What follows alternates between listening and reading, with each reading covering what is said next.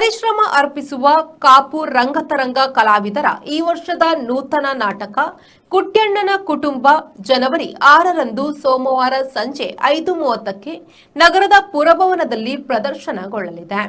ಸಮಾಜ ರತ್ನ ಲೀಲಾಧರ ಶೆಟ್ಟಿ ಸಾರಥ್ಯದಲ್ಲಿ ಪ್ರಸನ್ನ ಶೆಟ್ಟಿ ಬೈಲೂರು ನಿರ್ದೇಶನ ಮತ್ತು ಸಂದೀಪ್ ಶೆಟ್ಟಿ ರಚನೆಯಲ್ಲಿ ಶರತ್ ಉಚ್ಚಿಲ ಅವರ ಸಂಗೀತದಲ್ಲಿ ಹಾಸ್ಯಮಯ ನಾಟಕ ಮೂಡಿಬರಲಿದೆ.